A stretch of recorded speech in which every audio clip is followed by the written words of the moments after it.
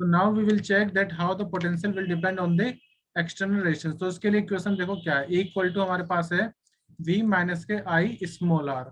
ठीक है, small are क्या होता है, इंटरनल रेजिस्टेंस।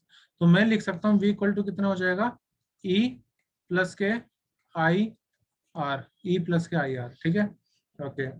अब हमें ये देखना है कि पोटेंशियल आर पर कैसे डिपेंड करेगा। अब हमें ये तो ये पता है कि जो एक्सटर्नल ईएमएफ है इट इज इंडिपेंडेंट, मतलब कि जो बैटरी का ईएमएफ है वो इंडिपेंडेंट होता है एक्सटर्नल रेजिस्टेंस के। लेकिन अगर आप मान लीजिए एक्सटर्नल इंटरनल रेजिस्टेंस को इंक्रीज कर रहे हो तो किस तरह से पोटेंशियल में इंक्रीमेंट आएगा, पोटेंशियल कैसे चेंज करेगा, इंक्रीज होगा डिक्रीज होगा, ये हमें देखना है। तो एक हमारे पास ये equal to V equal to I R है, V equal to I R है। और I को मैं क्या लिख सकता हूँ, I की कोई फॉर्मूला हमारे पास बना था क्या, I का करंट का कोई फॉर्मूला याद है, E अपॉन में R प्लस आर। R+R। ठीक है, तो यहाँ पर मैं लिख रहा हूँ E अपॉन में R प्लस आर। एक्चुअली मैं अभी आपको लॉजिक बताऊंगा कि मैं directly V equal to I R को क्यों यूज नहीं कर रहा हूँ। ठीक है, मैंने इसको इससे लिखा और इसी को हम ऐसे लिख सकते हैं, R को ना आप नीचे ले आओ, तो R प्लस 1/R। ये वाला ग्राफ में आप जितने स्टार लगा सकते हो लगा लेना, बहुत इंपॉर्टेंट है, अभी हम समझेंगे इसको कैसे बनाए। So I can write V equal to E 1 plus, actually में ये स्मॉल आर ही होगा, small R upon capital R. Okay, तो ये आ गया हमारा 1 plus small R upon capital R. ठीक है, मैं फाइनल फॉर्मूला लिख देता हूँ पोटेंशियल का। पोटेंशियल हमारे पास आ गया है, I am writing potential we have got equal to E upon में 1 plus small R upon capital R. अब आप में से कोई मुझे कह सकता है कि सर हम इसको भी तो यूज कर सकते थे directly V equal to I R को, लेकिन इतना काम करने की क्यों जरूरत पड़ी। तो बेटा बात यह है कि इसको मैं यूज करता जब करंट कांस्टेंट होगा। ठीक है, तब मैं डायरेक्टली कह सकता हूँ कि अगर आप मान लो पोटेंशियल अगर रेजिस्टेंस बढ़ा रहे हो बाहर वाला तो पोटेंशियल इंक्रीज करता।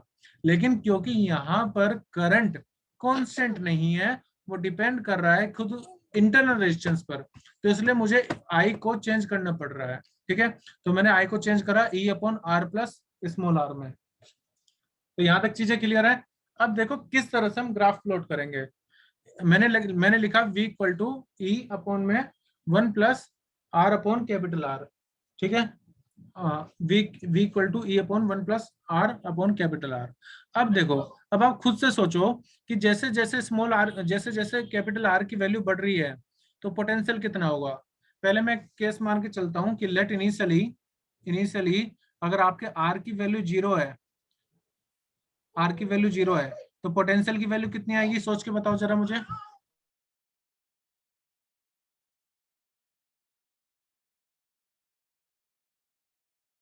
क्या सर? अगर आर की वैल्यू जीरो है तो पोटेंशियल की वैल्यू कितनी आएगी, अगर कैपिटल आर की ई value zero. EMF। No, sir एक बार क्या बोला आपने, दोबारा रिपीट आर करना। की वैल्यू जीरो पुट कर दो यहाँ पर, कैपिटल आर की बेटा, तो पोटेंशियल की वैल्यू अच्छा, कितनी है। E/R। हर्षिता आपका ठीक है E/R। कितना, बेटा E upon 1 plus R upon R, तो E upon 1 plus R upon ये कितना जीरो। तो इसको आप ऐसे लिख सकते हो ना, 1 प्लस 1/0 मतलब इन्फिनिटी, तो 1/इन्फिनिटी कितना बचेगा, एक तरह से जीरो।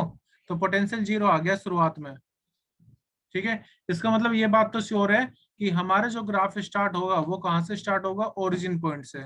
ये बात क्लियर है, क्योंकि आपको ऑप्शन में ऐसा भी दिया जाएगा कि मान लो इस तरह से ग्राफ चेंज हो रहा है या यहाँ से चेंज हो रहा है ऐसे, इस तरह से, तो अलग अलग चांस हो सकते थे। तो मैंने आपको बता दिया किस तरह से जो ग्राफ है वो जीरो से स्टार्ट होगा।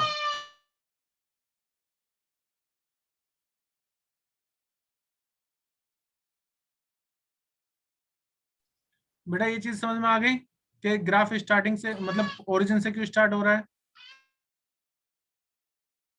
Yes sir. Yes sir. अब आप धीरे धीरे ना इसको इंक्रीज करते जाओ, मैं बाकी चीजें हटा रहा हूँ ऐसे ताकि कंफ्यूजन ना हो। डेरिवेशन ये लिख लिया कैसे आया आपने, एक बार ये चीज लिख लो फिर और चीजें समझते हैं।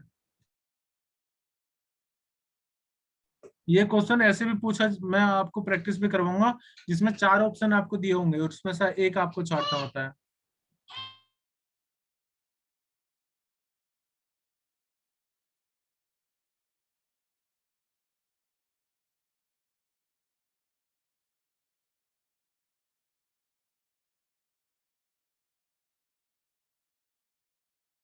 ये डेरिवेशन एक बार लिख लो किस तरह से हमने पोटेंशियल ड्राइव करा है।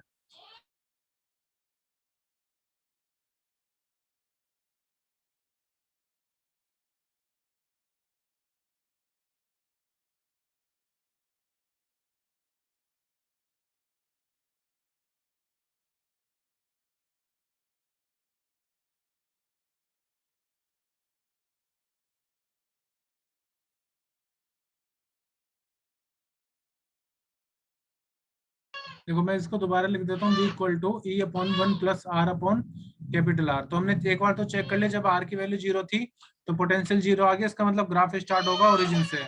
अब कैपिटल आर को आप पहले एक काम करते हैं, आर इक्वल टू आर ले लो। जब आर इक्वल टू आर होगा तो v equal to E 1 plus 1 आ जाएगा, यानी कि 1 ई अपॉन 2। तो इसका मतलब जब आर की वैल्यू आर के बराबर होगी तो ग्राफ में पोटेंशियल की वैल्यू जो होगी वो ईएमएफ के जस्ट हाफ हो जाएगी। यानी कि अगर ईएमएफ आपका 4 वोल्ट है तो पोटेंशियल अक्रॉस एक्सटर्नल रेजिस्टेंस सिर्फ कितना मिलेगा, 2 वोल्ट, हाफ हो जाएगा। थोड़ा सा और देख लेते हैं। तो अभी तो हमें पता चला कि ऐसे इंक्रीज होगा। अब आप आर को एक काम करते हैं, आर को ले लो इन्फिनिटी या इन्फिनिटी, चलो इन्फिनिटी के बारे में बाद में सोचेंगे, पहले थोड़ा और इंक्रीज करते हैं। तो जैसे जैसे आर की वैल्यू इंक्रीज करेगी, ठीक है, तो ये वाला फैक्टर क्या होगा, कम होगा, यानी कि 1 में कुछ कम चीज ऐड हो रही है, ठीक है। तो इसका मतलब डिनोमिनेटर पार्ट कम होगा, तो जो पोटेंशियल होगा it will try to increase, या वो इंक्रीज होगा। तो शुरुआत में यहाँ तक तो हमने कर ही लिया, ग्राफ इंक्रीज हो रहा होगा, उसके बाद इंक्रीज होगा, लेकिन एक समय बाद क्या होगा उसका रीजन बताता हूँ। ये जो ग्राफ होगा इट विल सेचुरेट। ये सेचुरेट होने का रीजन क्या है वो मैं आपको समझा देता हूँ कि इसमें सेचुरेशन क्यों आ जाएगा। मान के चलते हैं कि अगर आपकी वैल्यू आर की वैल्यू बहुत ज्यादा है तो potential equal to E upon 1 plus R upon infinity, जिसको मैं लिख सकता हूँ E upon 1 plus 1 upon infinity का मतलब कितना, 0। यानी कि ई इक्वल ई आ गया तो वी इक्वल टू कितना हो गया, ई। कब, ये कब होगा, जब एक्सटर्नल रेजिस्टेंस आपका बहुत ज्यादा हो गया है। एक्सटर्नल रेजिस्टेंस बहुत ज्यादा मतलब इन्फिनिटी, इन्फिनिटी मतलब कि बैटरी तो आपकी 3-4 वोल्ट की, ठीक है, और आपने उससे कनेक्ट कर लिया मान लो 10 किलो ओम का एक्सटर्नल रेजिस्टेंस या उससे भी ज्यादा का, ठीक है। तो उस केस में जो पोटेंशियल होगा वो ही ईएमएफ के बराबर हो जाएगा। इसका मतलब सर्किट ओपन सर्किट की तरह बिहेव करेगा, आपको करंट मिलेगा ही नहीं इतना, ठीक है ना। देखो इसको सोचो आप कि आपने एक छोटे से सेल को, सपोज करो आप एक छोटे से सेल को एक रेफ्रिजरेटर से कनेक्ट कर दो, तो आपको क्या लगता है रेफ्रिजरेटर चल जाएगा, विल इट वर्क? अगर आप एक छोटे से जो रिमोट का सेल है उस सेल को अगर आप एक रेफ्रिजरेटर या मान लो एक मशीन से कनेक्ट कर रहे हो, वॉशिंग मशीन से, तो वो वर्क नहीं करेगी ना। तो उस केस में करंट कितना हो गया, 0। तो वहां का उसका मतलब है कि जो भी पोटेंशियल होगा वो ईएमएफ के बराबर होगा आपका, ठीक है। सेचुरेशन लेवल एक्योर हो जाएगा। तो एक्सटर्नल, अगर एक्सटर्नल रेजिस्टेंस इन्फिनिटी तो पोटेंशियल कितना, ईएमएफ के बराबर। तो ये चीज आपको समझ में आ गई किस तरह से हमने ग्राफ पहले ये सोचा कि 0 से शुरू क्यों हो रहा होगा, और उसके बाद वो इन्फिनिटी पर रेजिस्टेंस मतलब सेचुरेशन क्यों हो गया है, और सेचुरेशन जब हो रहा है तो वो v इक्वल टू ई ही के ही बराबर आ जाएगा। तो ग्राफ क्लियर है ये वाला v वर्सेस r का। देखो इसमें यस सर। ये यस वाला तो सर। सिंपल था कि ईएमएफ आर पर डिपेंड नहीं करता, क्योंकि आप एक्सटर्नल रेजिस्टेंस, देखो जब मैं एक्सटर्नल रेजिस्टेंस बोल रहा हूँ ना, तो आप इमेजिन करो कि आप एक सेल को किसी किसी फैन, मोटर, किसी भी चीज से, एप्लायंसेस से कनेक्ट कर रहे हो। एक्सटर्नल रेजिस्टेंस मतलब जो आपने कनेक्ट कर दिया सेल से।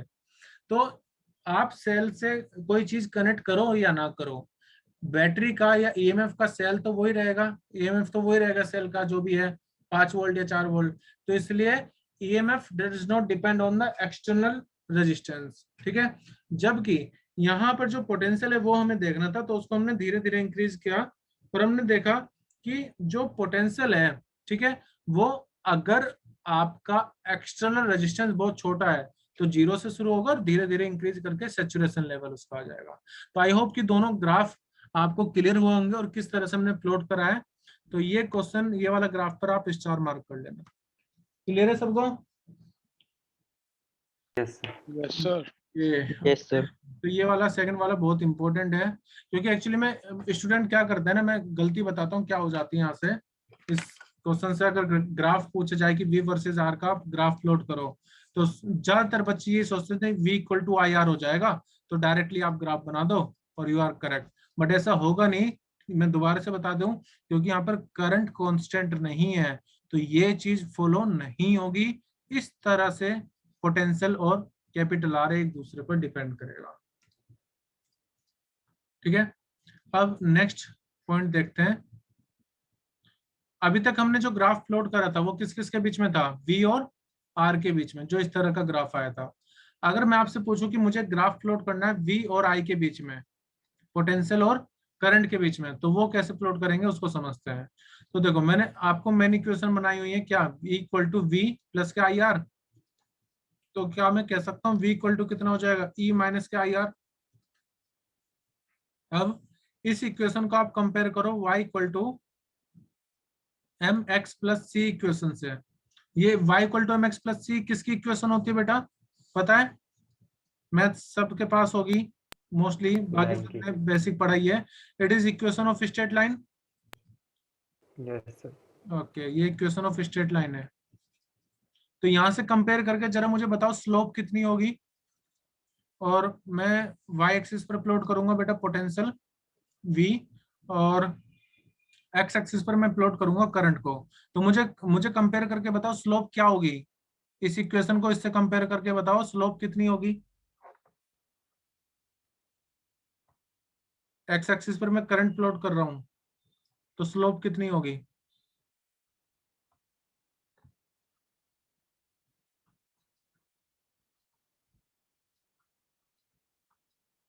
Sir minus R. Minus R के बराबर होगी, बिल्कुल सही।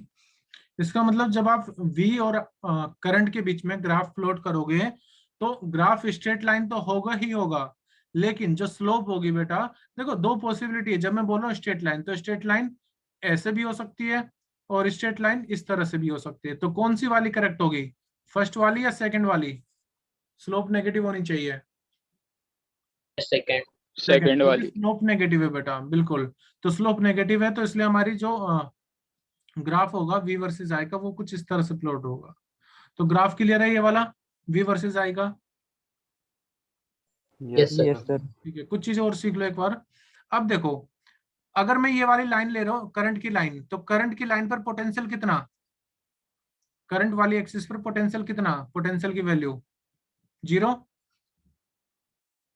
किसी भी एक्स एक्सिस पर आप देखोगे तो y की वैल्यू 0 होती है ना। तो मैं कह सकता हूँ यस सर। करंट वाली एक्सिस पर पोटेंशियल हमारा कितना है, 0। जब पोटेंशियल 0 है तो इक्वेशन देखो आप क्या बन जाएगी।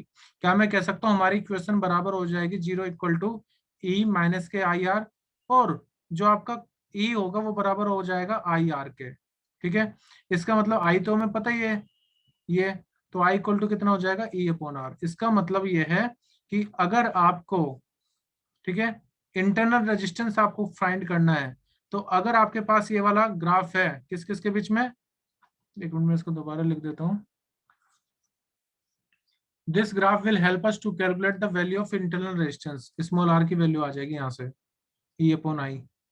ठीक है, ये आई कौन सा करंट है, जहां पर वो, जहां पर पोटेंशियल की वैल्यू 0 है, यानी कि ये वाला।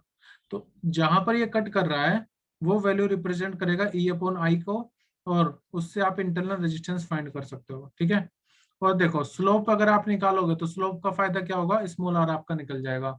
कुल मिलाकर के स्मॉल आर ही हमारा टारगेट है निकालना, क्योंकि आप करंट किससे मेजर कर सकते हो, एमीटर से।